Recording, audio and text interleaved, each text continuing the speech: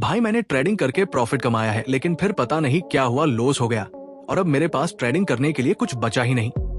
ये बात 1000 में से 999 ट्रेडर एक दिन जरूर बोलते हैं। दोस्तों 5 मिनट के लिए अगर आज कंसंट्रेट करके जो बात मैं बताने जा रहा हूँ वो आप समझ लो तो ये मेरी गारंटी है कि निफ्टी या बैंक निफ्टी में इंट्राडे ट्रेडिंग करके आप हर हाल में प्रॉफिट बनाना शुरू कर दोगे। ना ही मैं आपको कोई स्ट्रेटेजी बताने जा रहा हूँ, ना ही कोई इंडिकेटर और ना ही कोई कैंडलस्टिक पैटर्न, क्योंकि थ्योरी और प्रैक्टिकल दो अलग अलग चीजें हैं। दोनों का अपना अपना महत्व है, ये बात सही है, लेकिन जो सबसे ज्यादा काम की चीज है वो है सही मौके पर सही फैसला लेना। और यही वो कला है जो साधारण से ट्रेडर को करोड़पति बना देती है। और जिसके पास ये कला नहीं है उसका हश्र लास्ट में रोडपति का ही होता है। क्या डेरिवेटिव इंडेक्स जैसे बैंक निफ्टी या निफ्टी सिर्फ सपने दिखाकर एक ट्रेडर को कंगाल कर देने के लिए बने हैं? तो इसका जवाब है हाँ। सपने देखकर ट्रेड करने वालों के साथ यही होता है। ट्रेडिंग इमोशंस और प्रेडिक्शन का खेल नहीं है, इस खेल में असली काम क्लैरिटी का है। क्लैरिटी मतलब स्पष्टता, और स्पष्टता का अर्थ है जो सामने हो रहा है उसे ठीक तरह से समझ पाना। कहते हैं ना, मौके पर चौका लगाना, बिल्कुल उसी तरह सही मौका मिलते ही ट्रेड में घुसना आना चाहिए। अभिमन्यु की तरह नहीं कि घुसना तो आता है लेकिन निकलना नहीं आता। तो पहली बात, ट्रेड में एंटर कब करना है। दूसरी बात, ट्रेड से एग्जिट कब करना है। और तीसरी बात, ट्रेड से एग्जिट कैसे करना है।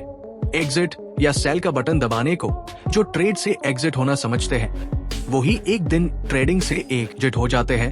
Price action, open interest, moving average, ये सब आपकी मदद तभी कर सकते हैं जब आपके पास क्लैरिटी हो। अब बात कर लेते हैं कि क्लैरिटी आती कैसे है। पिछले ट्रेडिंग सत्र के आखिरी 1 घंटे में क्या हुआ आपको ये समझना होगा। आज सुबह बाजार गैप अप, गैप डाउन या फ्लैट क्यों खुला आपको ये समझना होगा। फिर आपको अपने आप समझ में आ जाएगा कि आज क्या हो सकता है, कहां पर स्ट्रांग रेजिस्टेंस है और कहां पर स्ट्रांग सपोर्ट, आपको ये भी समझना होगा। अचानक बाजार में खरीद हुई तो वो खरीद कहां से शुरू हुई आपको ये समझना होगा, क्योंकि अचानक बड़ी खरीद का मतलब है इंस्टीट्यूशनल ट्रेडर्स की एंट्री। और जब ये एग्जिट करते हैं तो बाजार को वापस वही पर लाकर खड़ा कर देते हैं जहां इनकी एंट्री के वक्त बाजार था। ये मुश्किल से कुछ घंटे ही बाजार में रहते हैं, इस बात का भी अनुभव आपको होना चाहिए। बाजार बीच बीच में कंसोलिडेट कब कर रहा है आपको ये भी समझना होगा। कॉल साइड में कितने लॉट से ट्रेड करना है और पुट साइड में कितने लॉट से ट्रेड करना है आपको ये भी समझना होगा। निफ्टी या बैंक निफ्टी की बड़ी कंपनियों के स्टॉक ओवरबॉट या ओवरसोल्ड जोन में आते हैं तो क्या होता है आपको ये भी समझना होगा। एंड माय डियर, जब आप ये सब समझ जाओगे तब अपने आप आपको क्लैरिटी आ जाएगी और उसके बाद छोटे लॉस तो जरूर करोगे लेकिन प्रॉफिट उससे कई गुना ज्यादा करने लगोगे।